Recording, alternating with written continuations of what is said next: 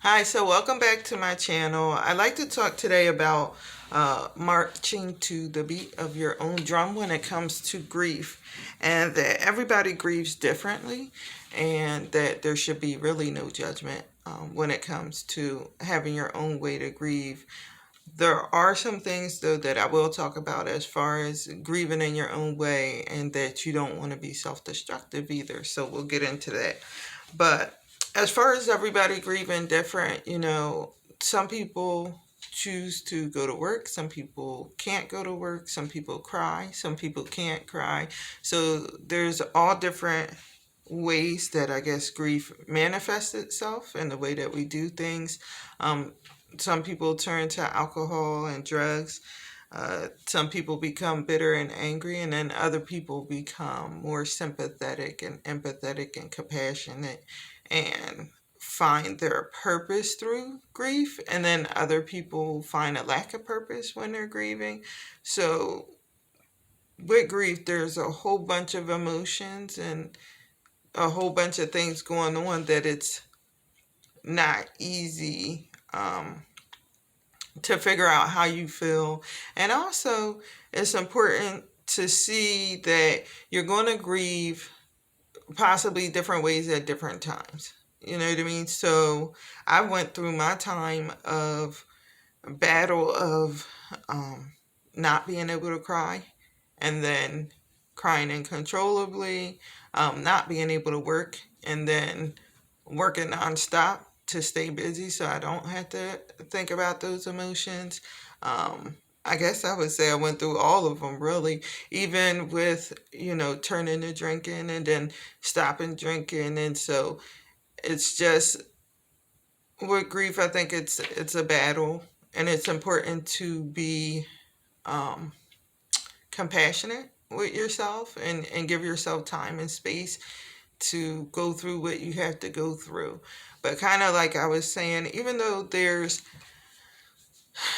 different ways that we deal with it and everybody goes to the beat of their own drum, there's still some music that's more helpful for the soul, you know. There's other ways to deal with the grieving that are less damaging, So I say give yourself space and time to kind of go through the different things you're going through. But also at the same time, I could just say for myself that it was important for me to be able to play some music that was able to soothe my soul, so to speak. You go through these times and you have to deal with your friends' expectations, family expectations of people wanting you to get past it, get over it, those different things. Even, last month I was supposed to do a video for February, but it marked the anniversary of my daughter's death. And so I wasn't able to do a video, and just being compassionate with myself to say, hey, that's okay.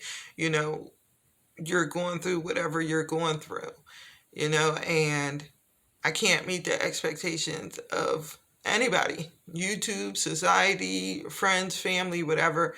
I have to take some space and time to figure out how to adjust, how to show myself some self love and compassion, and how to navigate through grief. It's not easy, and even with society, I think about jobs.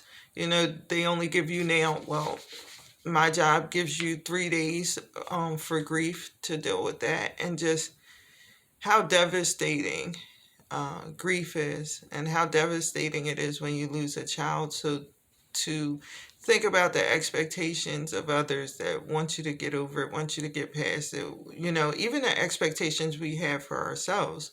I remember when the first year I was feeling so upset that I couldn't just get past it. Like, why can't, I understood it was the loss of my child, but I also was able to go through so many other hardships in my life. I felt like there was an expectation for me to be able to just power through this. Like, what's wrong with you that you can't get to the other side of it?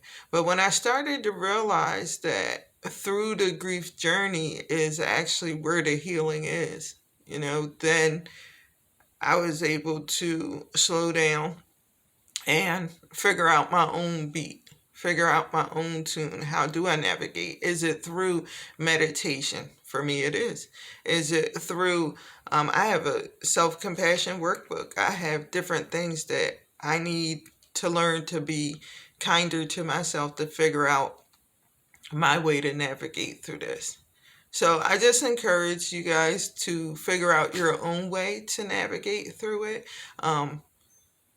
Be, like I said, compassionate with yourself. There's going to be the expectations of others, your family, your friends. They don't understand. There's going to be expectations of yourself of why can't you get through it? Why can't you just, get beyond these feelings, or not even that, just feel better? Why can't I just feel better?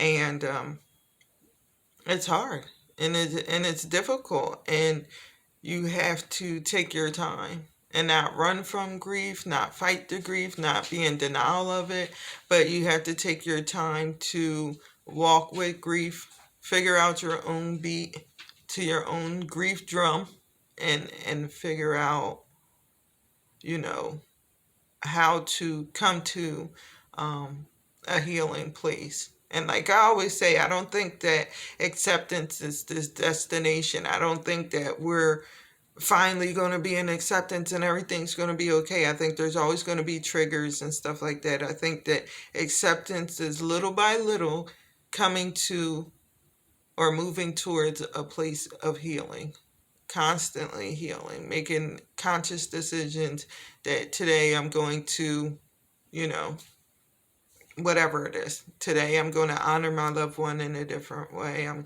going to do something different for myself. I'm going to step out and connect with other people, because it's easy to be isolated because you feel so misunderstood. So I think those little things are just helpful to move towards quote unquote acceptance or a healing place. So I hope this encourages you. Once again, you can click the bell, stay tuned to my upcoming videos. Also, I am on Instagram, same name, Life After Losing My Child. If you just need a couple inspirational memes or other people that you see comment, and you could connect with those people, or connect with just the things that you see on there to encourage your spirit. I hope that you stay well, and I'll see you next month. Bye.